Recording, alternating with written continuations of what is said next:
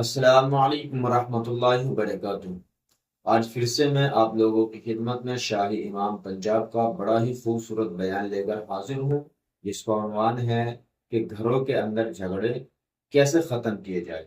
बड़ा ही प्यारा बयान है, आइए चलते हैं इस बयान की तरफ। मैं भी आप लोगों के साथ बयान सुनता हूँ। बाद माँ बाप अपने बच्चों के साथ सीन फंसाए बैठे हैं। ठीक है, माँ बाप के पैरों के नीचे जन्नत है, लेकिन ये तो नहीं कह दिया गया कि बच्चों के ऊपर जुल्म करो। नबी अलैहिस्सलाम ने माँ बाप को भी तो ताकीद फरमाई कि अपने बच्चों की कफालत करना, अपने बच्चों से मोहब्बत करना, अपने बच्चों का किरदार करना, अपने बच्चों की तारीफ करना, ये भी तो आपकी जिम्मेदारी है। अल्लाहु अकबर। नाम से जो बड़ा मेहरबान और निहायत ही रहम करने वाला है। तमाम दुरूद पढ़ें। अल्लाहुम्मा सल्ली अला मुहम्मद व अला आलि मुहम्मद कमा सल्लैता अला इब्राहीम व अला आलि इब्राहीम इन्नका हमीदुम मजीद। अल्लाहुम्मा बारिक अला मुहम्मद व अला आलि मुहम्मद कमा बारकता अला इब्राहीम व अला आलि इब्राहीम इन्नका हमीदुम मजीद। अल्लाह ताला के प्यारे नबी जनाब मोहम्मद सल्लल्लाहु अलैहि वसल्लम की जो ज़ात गिरामी, जब कभी भी किसी भी मामले में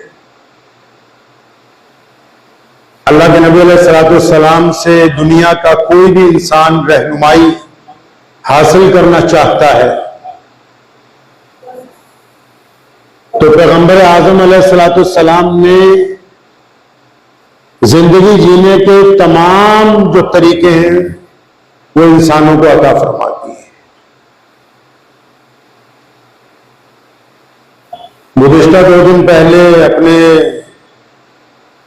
एक अजीज के नए बनाए हुए घर में जाने का मौका मिला, तो उस घर को देखते हुए जब नबी अलैहिस्सलाम की तालीमात की तरफ, कुरान पाक की तरफ देखा, तो तमाम राज जो जिंदगी जीने के हैं कि किस तरह रेत, बजरी और पत्थर से बने हुए मकान को घर बनाया जाता है। क्योंकि इंसान दौलत लगा के तो मकान तामीर कर सकता है ना, दीवारें बना सकता है, छत बना सकता है, आसाइश का सामान रख सकता है, बेहतरीन पत्थर लगा सकता है। उस मकान को घर कैसे बनाया जाए? घर तो सिर्फ बीच में रहने वालों के आने के बाद भी नहीं बनता। अगर ईंट पत्थर के इन मकान के कमरों में लोग आके रहने लग जाएं वो तब भी घर नहीं बनता। ऐसी तो कुछ इमारतों को लोग मुसाफिर खाने का नाम दे देते हैं, कुछ इमारतों को होटल का नाम दे देते हैं, कुछ इमारतों को लोग कैद खाने का नाम दे देते हैं, कुछ इमारतों को लोग अस्पतालों का नाम दे देते हैं। ईंट और पत्थरों से बनी हुई इमारत को घर कैसे बनाना है, इसके बारे में अल्लाह के प्यारे नबी हज़रत मोहम्मद रसूलुल्लाह सल्लल्लाहु अलैहि वसल्लम ने तमाम इंसानों की बड़ी खूबसूरत रहनुमाई फरमाई। सबसे पहली बात तो मां बाप को नबी अलैहिस्सलाम ने इस बात का पाबंद किया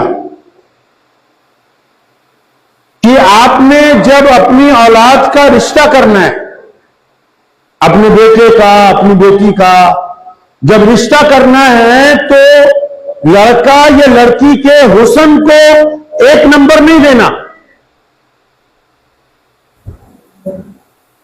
लड़का या लड़की के घर वालों की दौलत को भी 1 नंबर नहीं देना है। लड़का और लड़की के घर वालों की जो डिग्रियां हैं उनको भी 1 नंबर नहीं देना है। उनकी शोहरत को, उनको किस कॉलोनी में रहते हो, ये चीजें वो पैमाना नहीं है जिससे एक घर बनाया जाएगा। जब नबी अलैहिस्सलाम ने हुक्म फरमाया कि निकाह से पहले खूबसूरती को ना सामने रखना, दौलत को ना सामने रखना, बल्कि जिसके साथ निकाह किया जाना है, क्योंकि घर की बुनियाद रख रहे हैं ना, अभी मकान बनाया ना, ईंटें और पत्थर लगा के एक मकान बनाया है, अब उसको घर बनाना है, तो घर बनाने के लिए जरूरी है कि उसमें औरत और मर्द जो रहेंगे, पहले उनका जो जोड़ है वो बराबर खाओ। ये तो नहीं हो सकता कि मर्द बदमाश हो, औरत शरीफ हो। ये तो नहीं हो सकता कि औरत तेज तर्रार हो, मर्द बिल्कुल भोला भाला हो।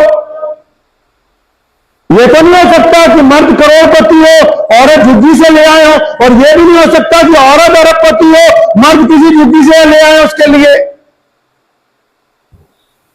देखें कितना खूबसूरत दीन है मोहम्मद रसूलुल्लाह सल्लल्लाहु अलैहि वसल्लम भी, कुरान पाक भी। अल्लाह ताला अपने बंदों की रहनुमाई फरमा रहे हैं कि घर बनाने लगे हो ना, तो पहले बेजोड़ निकाह नहीं होगा,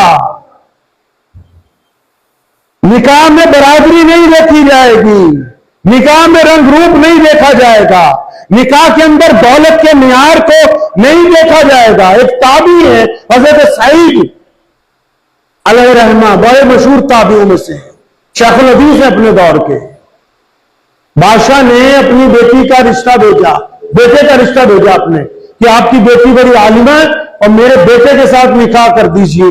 तो जाहिर सी बात है, बादशाह के घर से रिश्ता आ जाए कौन इनकार करेगा। आज भी हम लोग अब जो रिश्तेदारियां करने लगे, दौलतमंद को देखता है, तभी तो माशरे का बेड़ा गर्क हुआ। अब तो 3D मेकअप को देख के निकाह हो रहे हैं,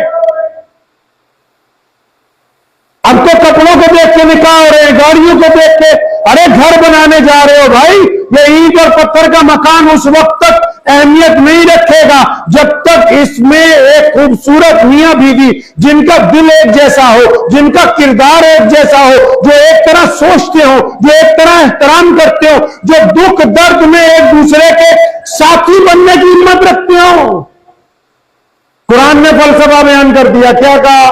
फरमाया कि मर्द और औरत एक दूसरे का लिबास है। लिबास से मुराद कपड़े नहीं है, मतलब वो उसके ऐब छुपा लेता है, ये इसके ऐब छुपा लेती है, वो उसकी तंगी छुपा लेता है, वो इसकी तंगी छुपा लेती है, वो उसकी गलतियां माफ कर देता है, ये उसकी गलतियां माफ कर देती है। कुरान ने कहा कि एक दूसरे के लिए एक चादर की तरह है, कपड़ों की तरह है मियां बीवी।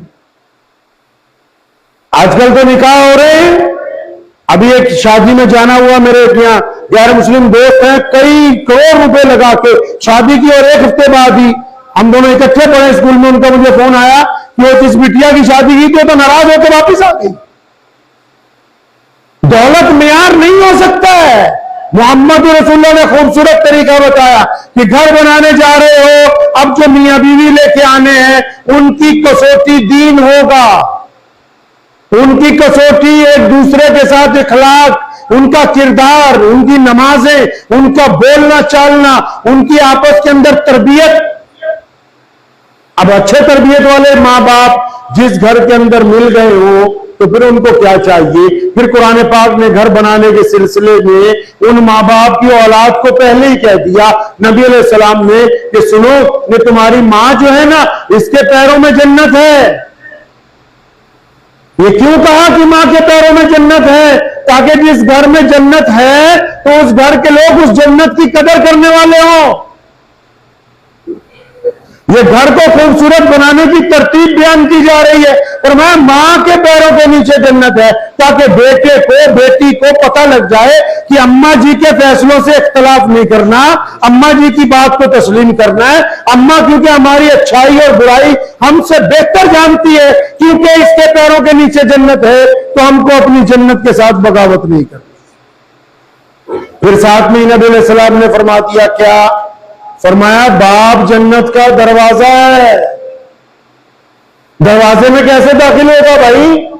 हम किसी घर में कैसे दाखिल हो सकते हैं? जब घर वाला चाहेगा। घर में किस तरह जा सकते हैं? जब घर वाला हमें अंदर बुलाएगा। दरवाजा तोड़ के तो आप नहीं ना जा सकते, दरवाजे के साथ जबरदस्ती करके तो आप घर में दाखिल नहीं ना हो सकते। अगर आप दरवाजा तोड़ देंगे तो उस घर में तब भी आपकी अहमियत नहीं होगी। वो कहेंगे दरवाजा तोड़ के आया, इसको बाहर निकालो, इसने बदतमीजी की है, जोर जोर से दरवाजा खटखटा रहा था, इसके लिए कुंडी नहीं खोली जाएगी, ये दरवाजे को धक्के मार रहा था। तो क्या फरमा दिया प्यारे नबी अलैहि सलाम ने कि बाप जन्नत का दरवाजा है। मतलब बाप के साथ मामला ऐसा करना कि जन्नत का दरवाजा खुद ब खुद आपके लिए खुल जाए, आपको उसको खोलने की जरूरत महसूस ना हो। फिर नबी अलैहिस्सलाम को अल्लाह ताला कुरान पाक में मुतअद्दिद जगह फरमाते हैं। नबी अलैहिस्सलाम भी बार बार कह रहे हैं कि बेहतरीन बाप वो है जो अपनी औलाद की अच्छी तरबियत करे। अच्छा बाप वो है जो औलाद को सही तरह पूछे। नेक बाप वो है जो औलाद के ऊपर अपनी जिंदगी लगा दे, जो औलाद की तरबियत ठीक तरह करे। अब माँ बाप को भी सिखा रहे कि देखो ये बच्चे तुम्हें अमानत दी है, इनका जब नाम रखोगे तो अच्छा नाम रखना, इनकी जब तरबियत करोगे तो अच्छी तरबियत करना।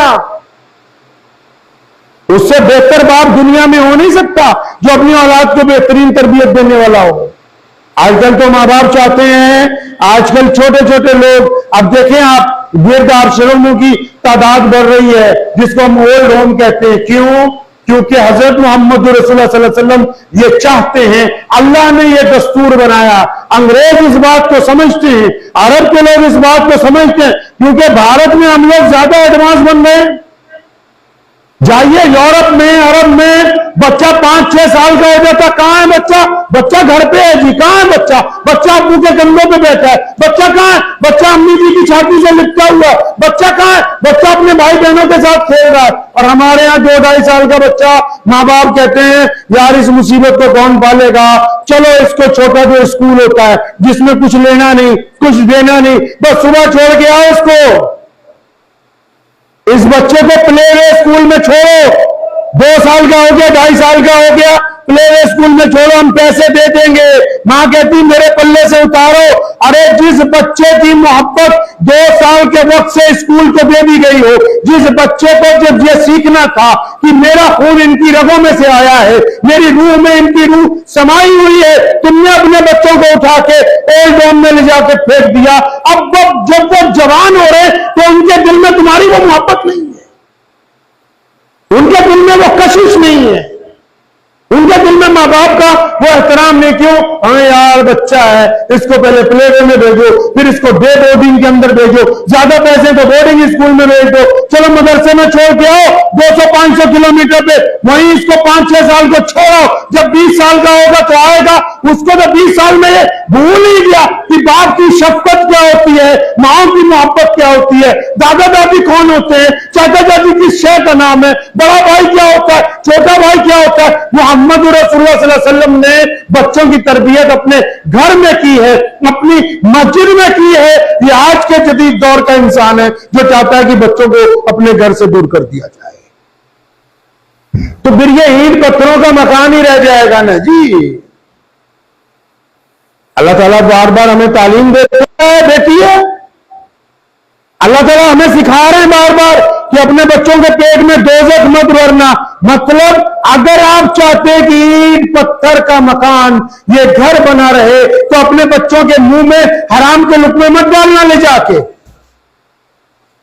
अपने बच्चों के मुंह में ठगी का माल मत डालना, अपने बच्चों के मुंह में बेईमानी के पैसे मत डालना। हाँ, हो सकता है कि वक्ती तौर पे आपको ऐसा लगता हो कि हमारे हराम की दौलत से हमारे घर के अंदर खुशी आ रही है, लेकिन आप नोट कर लीजिए जितने लोगों ने हराम जराए को इस्तेमाल किया है वो कल भी परेशान थे, वो अब भी परेशान है। अरे घर की खूबसूरती ये नहीं है कि घर के अंदर कितने एसी लगे, घर की खूबसूरती ये नहीं है कि पत्थर कितना महंगा लगा है, घर की ये खूबसूरती नहीं है कि उसमें पार्क है कि नहीं, घर की खूबसूरती ये नहीं है कि उसमें कारें कितनी खड़ी है। घर की खूबसूरती ये है कि सुबह को एक बाप एक माँ अपने बच्चों के साथ इकट्ठे बैठ के दस्तरखान पे खाना खाते हैं। घर की खूबसूरती यह है कि शाम की चाय इकट्ठी होती है, एक दूसरे की तारीफ करते हैं, एक दूसरे का हालचाल पूछते हैं। घर की खूबसूरती यह है कि जब एक बंदा परेशान होता है, एक फर्द की अगर नींद खराब होती है तो सारे का सारा घर उसके कमरे में उसके सिर के पास खड़ा हुआ होता है। इसको घर बोलते हैं। जिसको आप घर कह रहे हैं वो ईंट और पत्थरों की बनी हुई कोठियां, उनके अंदर घर वाली कोई बात मौजूद नहीं है। घर बनाने के लिए सीखना है तो मोहम्मद सल्लल्लाहु अलैहि वसल्लम से सीखें। नबी अलैहिस्सलाम के घर में आप सल्लल्लाहु अलैहि वसल्लम की अज़वाज मुताहरात को यह हुक्म जारी किया गया कि मेरे घर पे कोई मांगने वाला आए तो खाली नहीं लौटना चाहिए। कोई मेहमान आ जाए, फाका हो भी तो उसको हम खाना खिला के भेजेंगे। आप सल्लल्लाहु अलैहि वसल्लम के घर अरब में रवाज है, अब भी आज के दिन में भी अरब में रवाज है कि जोर से असर तक कोई मुलाकात नहीं होती। अब भी अरब के मुल्कों में क्योंकि गर्मी होती है, जोर से असर तक दुकानें नहीं खुलती, जोर से असर तक दफ्तर नहीं खुलते। लेकिन नबी अलैहिस्सलाम के घर पर अगर जोहर और असर के दरमियान कभी अम्मी खदीजतुल कुबरा के बच्चे आए या कभी हजरत दाई हलीमा आई या नबी अलैहिस्सलाम के और करीबी लोग आए तो आप सल्लल्लाहु अलैहि वसल्लम ने इस बात का उज़र नहीं किया कि तुम तपती दोपहर में क्यों आ गए, बल्कि नबी अलैहिस्सलाम ने उनका इकराम किया। उनके आगे खाने पीने की चीजें रखी गई और हुजूर अकरम सल्लल्लाहु अलैहि वसल्लम ने उनका इस्तकबाल किया। इस बात को ज़हन नशीन कर लीजिए कि घरों की तामीर ईंट और सिर्फ पत्थरों के साथ नहीं होगी। घरों की तामीर के लिए हमें अपना किरदार अदा करना है। आप अगर घरों में अब 5 आदमी मिसाल के तौर पे, कई घरों में ऐसा है कि मियां बीवी एक दूसरे से जिद करते हैं। अरे जिद करने के लिए बाकी रिश्तेदार बहुत हैं। बाप अपने किसी बच्चे से जिद करता है, अरे वो तेरे बच्चे से दूसरे लोग इसलिए नफरत करते हैं कि वो तुम्हारा बेटा है और तुम अपने बेटे को छाती से नहीं लगा रहे। बाद मां बाप अपने बच्चों के साथ सींग फंसा देते हैं। ठीक है, मां बाप के पैरों के नीचे जन्नत है, लेकिन यह तो नहीं कह दिया गया कि बच्चों के ऊपर जुल्म करो। नबी अलैहिस्सलाम ने मां बाप को भी तो ताकीद फरमाई कि अपने बच्चों की कफालत करना, अपने बच्चों से मोहब्बत करना, अपने बच्चों का किरदार करना, अपने बच्चों की तारीफ करना, यह भी तो आपकी जिम्मेदारी। आप खूबसूरत घर बनाना चाहते हैं तो आपको जरूरी है पहले कि घर कर्जे में ना हो, खुशियां उधार की ना हो। आजकल लोग खुशियां खरीदते हैं ना, हम लोग खुशियां खरीदने जाते हैं। अभी गर्मी आ रही, एसी की खुशी खरीदो, मोटरसाइकिल की खुशी खरीदो, गाड़ियों की खुशी खरीदो, बेटी का दहेज बनाना है, फलां चीज लोन पे लो, फलां। अरे ये उधार की खुशियां तुम्हारे लिए फांसी का फंदा है। उधार की खुशियों से भी कभी घर खुश हुआ कि जिस बंदे ने किस्त देनी है उसका तो सारा महीना तारीखें गिनते हुए निकल जाता है, वो किस बात पर खुश है। अपने बच्चों को पहले यह सिखाना कि खुदा का शुक्र अदा करें, अल्लाह का शुक्र अदा करें। किस बात का? भी हमारे सर पर छत है। जाए तो सही, पुल के ऊपर जाइए। कितने लोग हैं जो रात को सोते हैं जिनके सर पर छत नहीं है? कितने लोग हैं जिनके पास एक जोड़े के अलावा कोई दूसरा कपड़ा नहीं है? कितने लोग हैं जिनको एक वक्त खाना मिलता है, दूसरे वक्त खाना नहीं मिलता? अरे कब सिखाओगे अपने आने वाले बच्चों को कि पहले अल्लाह का शुक्र अदा करें, पहले उस रब का शुक्र अदा करें कि जिसने इस काबिल बनाया कि हमारे पास सर छुपाने के लिए छत मौजूद है। जो लोग शुक्र अदा करते हैं उनका घर रोशन रहता है। शुक्र कहां से आएगा?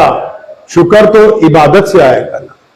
जिन घरों में नमाज ही नहीं होती, मौलवियों के पास भागे फिरते, ओ जनाब कोई हमारे घर पे जादू हो गया, कोई ताबीज लिख के दीजिए, कोई कीले बना के दे दीजिए। अब एक बात बताओ, एक बंदा बीमार हो जाए और डॉक्टर के पास जाए, बोले दवाई लिख दो, अब वो दवाई लिख के भी दे दे और वो दवाई आके आप घर के एक कोने पे टांग दे और उस दवाई की पर्ची को चिपका दे, तो क्या मरीज ठीक हो जाएगा? नहीं ठीक होगा। तो तो जिनके पास रूहानी इलाज के लिए जा रहे हैं, जब वो बार बार कह रहे हैं कि आप फजर की नमाज पढ़ें, आप नमाज के बाद चारों कुल पढ़े, आप नमाज के बाद सूरह यासीन पढ़े, आप रोजाना सदका दिया करें, वो नहीं भी इतना कम था, साढ़े को नहीं होता, आप इतना कर दो कि कोई तावीज लिख दो, ये तावीज लिख के अगर टांगने से मसला हल हो जाता तो ईरान की ट्रंप के साथ जंग होने की जरूरत नहीं थी, वहां बड़े बड़े मौलवी बैठे, 2-4 तावीज लिख के जा सकते। घर को घर बनाइए, रात को आ रहे हैं बच्चों के साथ वक्त गुजारिए, बीवी के साथ, मां बाप के साथ इकट्ठे होकर बैठिए, घर कंक्रीट के रह जाएंगे। आप उठाएं आजकल के हालात, कितने घर ऐसे हैं अपने अपने कमरों में पड़े, कभी दूसरे की शक्ल नहीं देखते एक हफ्ते, वो घर थोड़ी है, वो कंक्रीट के जंगल है। हमारे नबी अलैहिस्सलाम ने जो तरीका दिया, आज इस्लाम सिर्फ दौलत की वजह से दुनिया में नंबर 1 नहीं है, इस्लाम सिर्फ इक़्तिदार की वजह से नंबर 1 नहीं है, मुसलमान सिर्फ अपनी तादाद की वजह से नंबर 1 नहीं है, मुसलमान सिर्फ इसलिए नहीं कि हमारे पास अच्छा निजाम है। आज अगर आप वर्ल्ड हैप्पीनेस का इंडेक्स उठाएंगे कि दुनिया में सबसे खुश कौन है, दुनिया में खुशहाल कौन से लोग हैं, तो उसमें भी अरब के मुसलमान 1 नंबर पर है। क्यों? क्योंकि उनके पास मोहम्मद रसूलुल्लाह सल्लल्लाहु अलैहि वसल्लम का लाया हुआ दीन है, जिसके मुताबिक वो अपना घर चला रहे हैं। हमारे मुल्क में भी बहुत सारे लोगों को ये फिक्र होती रहती है कि पता नहीं ये किस तरह ये करेंगे, किस तरह इनके बच्चे पलेंगे, लेकिन अगर आप इत्मीनान से देखोगे ना, तो जिन घरों में नमाज होती है, जिन घरों में यासीन शरीफ पढ़ी जाती है, जिन घरों में लोग इकट्ठे बैठ के दस्तरखान पे खाना खाते हैं, वहां रमजान की रौनकें भी कायम है, वहां ईद की खुशियां भी कायम है, वहां जब कोई बीमार हो जाता है तो एक दूसरे का दुख दर्द बांटने वाले भी मौजूद है। क्यों? क्योंकि ये मोहम्मद रसूलुल्लाह सल्लल्लाहु अलैहि वसल्लम ने हमारी तरबियत फरमाई है। इस तरह हमको ये तरबियत अपनी आने वाली नस्लों में उतारनी होगी।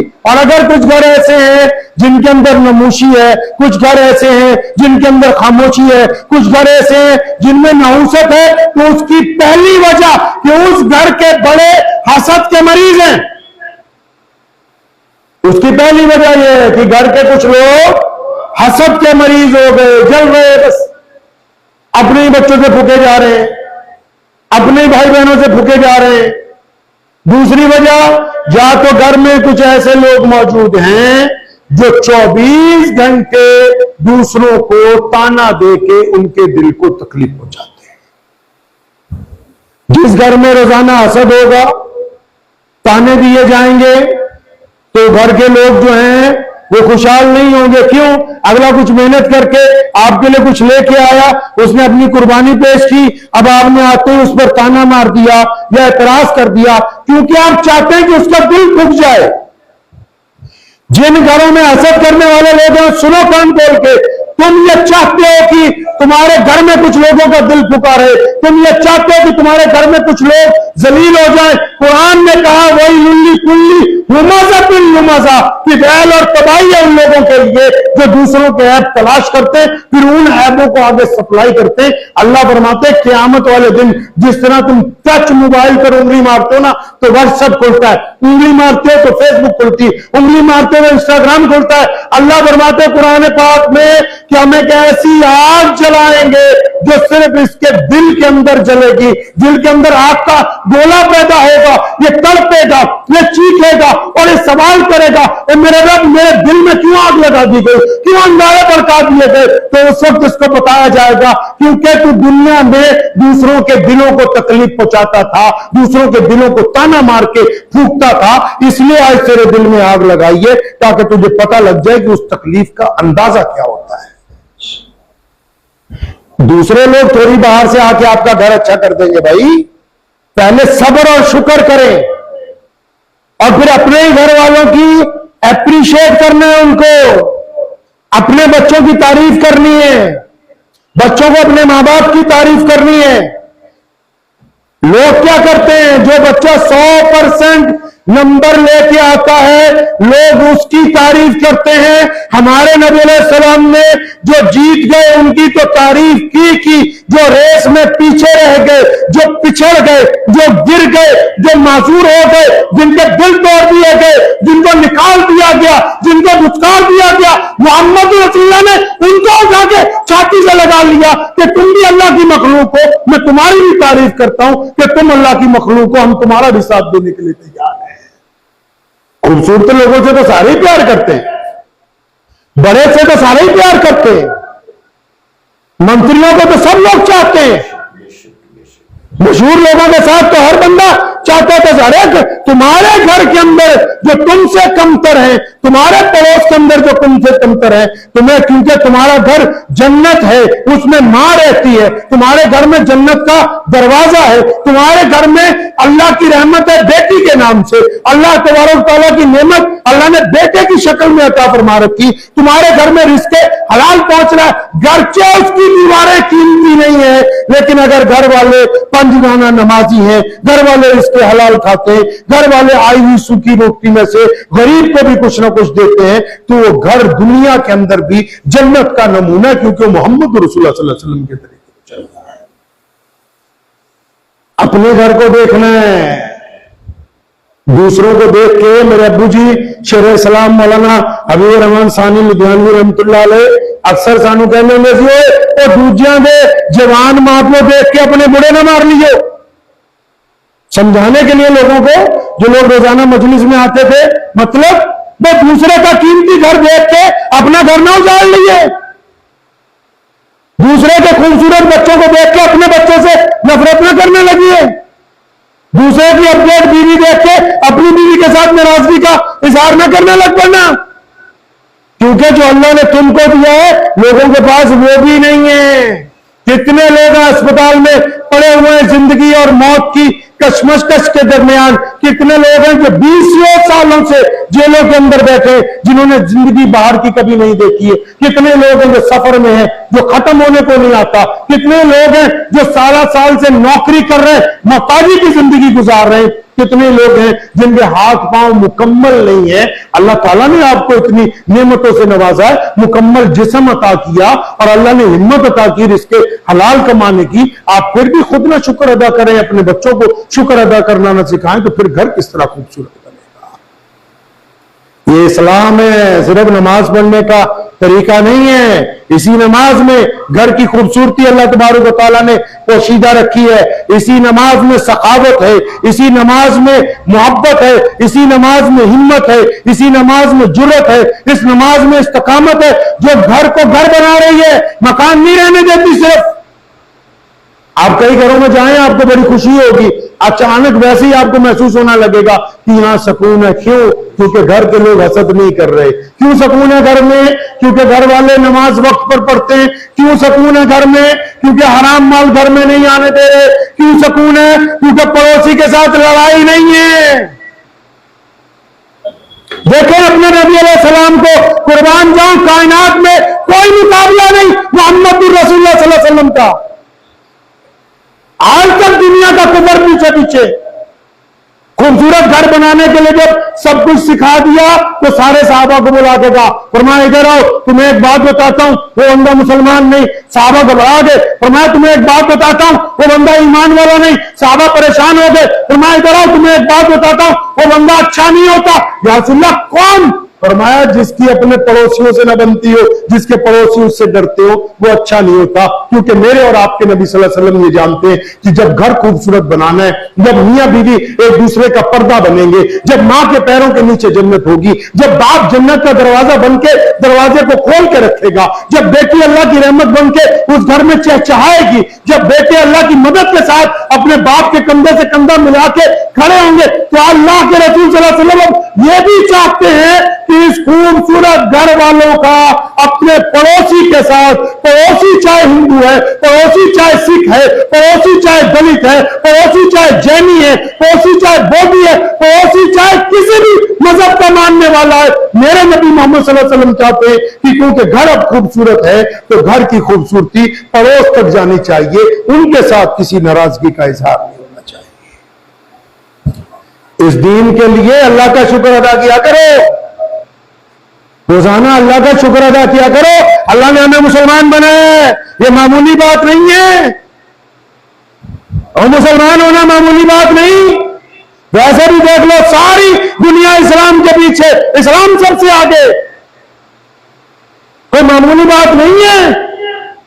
जिस दीन के अंदर एक एक कदम चलना सिखाया गया हो कि घर किस तरह आबाद किए जाते हैं, मकानों के कंक्रीट के जंगल को खुशियों के अंदर कैसे तब्दील कर दिया जाता है। रेशम के पर्दे लटकाए तो जा सकते, लेकिन उनमें से इखलाक की खुशबू कैसे आएगी। घर के अंदर खाने पीने का सामान तो लाके रखा जा सकता है, लेकिन मोहताज के मुंह में खुशी के साथ लुकमा कैसे डाला जाएगा, ये मोहम्मद रसूलुल्लाह सल्लल्लाहु अलैहि वसल्लम।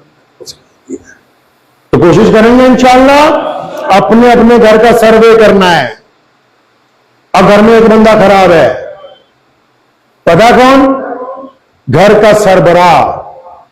अल्लाह ने मर्द को ताकत दी है, घर में एक बंदी भी खराब है, कौन? इस सरबराह की बीवी। अब ये दोनों चाहेंगे तो घर खूबसूरत हो जाएगा। ये शिकवे करने बंद कर देंगे, घर खूबसूरत। ये शिकायतें करनी बंद करेंगे, घर खूबसूरत। ये दूसरों के ऐब को छुपाएंगे, घर खूबसूरत। ये बच्चों को रोजाना बिठा के नेकी और बुराई समझाएंगे तो घर खूबसूरत। ये अम्मी और अब्बू का एहतराम करेंगे तो घर खूबसूरत। और अम्मी अब्बू ये खुद भी अम्मी अब्बू बाद में बनने वाले हैं, सास ससुर, अगर अपनी जुबान को ताने से, अपनी जुबान को शिकवे से रोकेंगे तो घर खूबसूरत हो जाएगा। यही मोहम्मद रसूलुल्लाह सल्लल्लाहु अलैहि वसल्लम आपसे चाहते हैं। खुदा की कसम, अगर आप घर में खुशियां लाएंगे ना तो अल्लाह करीम खुश हो जाते हैं। पता है आपको, अल्लाह खुश हो जाते हैं अगर आप घर में ही पहले खुशियां ले आएंगे। और अगर आप घर वालों को तंग करके बाहर खुशियां बांटते फिरोगे तो ना बाहर वाले काम आने वाले हैं तो ना ही पीछे घर वाले काम आने वाले हैं। पहले इस घर को सुन्नत के मुताबिक घर बनाइए। घर की इमारत उतनी बनानी है, नबी अलैहि सलाम ने इसकी भी निशानदेही कर दी कि उतनी बनानी है जितनी जरूरत है। 4 बेटे 4 बेटियां हैं, आप हैं, 5-6 कमरों में चल रहा है तो ठीक है, 20 की बनाने की जरूरत नहीं है। 2 मेहमानों के लिए बनाए, 2 मियां बीवी हैं, 2 बच्चे हैं, तो उतना एरिया कवर करना जितने को संभाल सके। अगर लोगों को दिखाने के लिए घर बनाओगे वो संभलेगा नहीं, कल क़यामत के दिन वो बाल बन जाएगा। घर बनाने की भी तरबियत फरमाई नबी अलैहिस्सलाम ने, और यहां तक भी कहा अपने घरों को वीरान न करना, सुन्नतें घर जाके पढ़ना, नफिल घर जाके पढ़ना, फजर की सुन्नत घर से पढ़ के मस्जिद में आना, ईशा की नमाज पढ़ के बाकी की नमाज घर जाके पढ़ो, अपने कमरे में अपने बच्चों के साथ वहां जाके वितर पढ़ो, वहां जाके नफिल पढ़ो, घर में उठकर रात को तहज्जुद पढ़ो, ताकि उस घर के अंदर अल्लाह की तरफ से रहमत आए, बरकत आए और तुम और तुम्हारी नस्ल आगे बढ़े। तो इस बात को ज़हन नशीन कर ले कि घर कैसे चलाना है, किससे पूछना है? प्यारे नबी हज़रत मोहम्मद रसूलुल्लाह सल्लल्लाहु अलैहि वसल्लम से पूछना है। और उनसे कैसे पूछा जाएगा? अपनी मस्जिद के इमाम के पास, अपने दीन के किसी बुजुर्ग के पास, किसी मुहद्दिस के पास कि भाई हमें बताओ कि नबी अलैहि सलाम की कौन सी हदीस है, घर के बारे में क्या कहती है। हमको अपना घर बनाना है, हमको अपने घर में कमरे बनाने, हमको अपने घर को अच्छी तरह चलाना है। और जब नबी अलैहि सलाम की सुन्नत के मुताबिक चलेंगे तो जाहिर सी बात है अल्लाह ताला दुनिया में भी कामयाबी अता फरमाएंगे और आखिरत में भी कामयाबी अता फरमाएंगे। वो आखिर दावाना अनिल हम्दुलिल्लाहि रब्बिल आलमीन। तो मेरे प्यारे भाइयों, ये बयान आप लोगों को कैसा लगा? अगर बयान अच्छा लगा है तो अपने दोस्तों के साथ शेयर जरूर करें, और अगर आप हमारे चैनल पर नए हैं तो हमारे चैनल को सब्सक्राइब करें ताकि हम आगे भी आपके लिए ऐसी वीडियो लाते रहें। अब दीजिए इजाजत, मिलता है इंशाल्लाह अगली वीडियो में। अस्सलाम वालेकुम व रहमतुल्लाहि।